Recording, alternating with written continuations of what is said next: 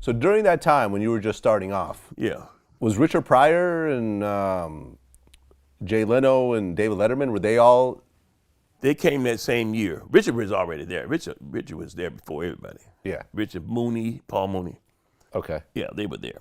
So Mitzi made me an MC because she gave me, I needed that money for a job, see. Mitzi she made me the MC at the Comedy Store. So I MC'd the second show, Dave Letterman MC'd the first show.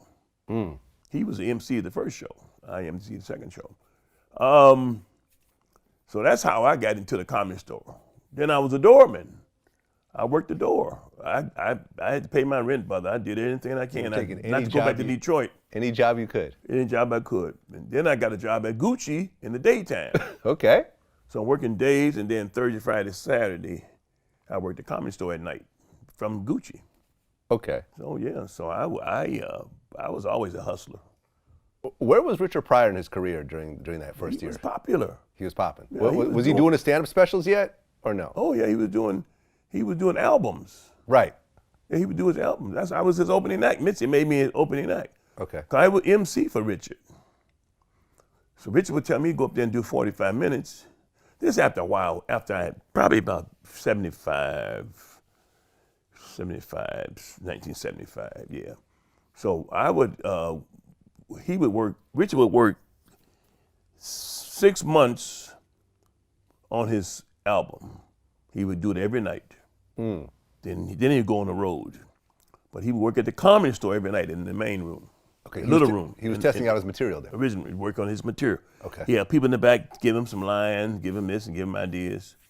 He did that for 6 months. Would not fail. He'd be there every night. He said, Spoon, come up here and hang with me.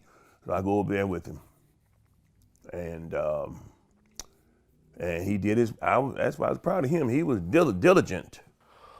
Well, I was having a conversation with a friend of mine the other day, and we were talking about Richard Pryor, and I said, I think Richard is the greatest black stand-up comedian ever, and he said, no, Richard Pryor is the best stand-up comedian ever. And I thought about it, and I'm like, shit, I think you're right. Would you say that?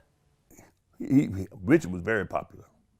He's one of my favorite. Who else could it be? I mean, Eddie Murphy's obviously up there. George Carlin's Eddie Murphy up there. he didn't do stand-up that long. Yeah. Richard was stand-up forever. George who? George Carlin. But George Carlin was tough. Yeah. He was tough. Yeah. Yeah. He was funny.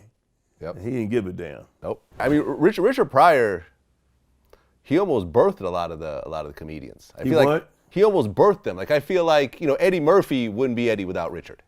Well, I think a lot of them try to even look like Richard. Right. A lot of them cats, Steve Harvey and Tim Reed, they all try to look like Richard Pryor.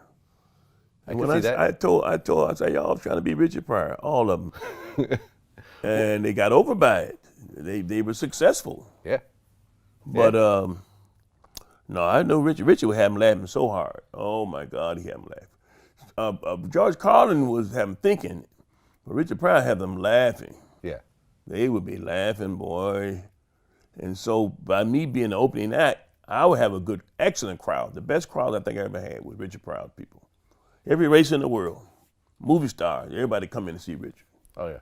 Everybody come to see Richard. We were in the original room. We were in the original room. You went on to do the Richard Pryor show. Yeah. They want funny people. And so Paul Mooney, which is one of Richard's best friends, cast the show for him. And he put us all on there. We were all on Richard Pryor's show. We didn't make no money, but it was still fun. We ain't lasted but 4 weeks. That's it, Y'all get the fuck out of here. NBC.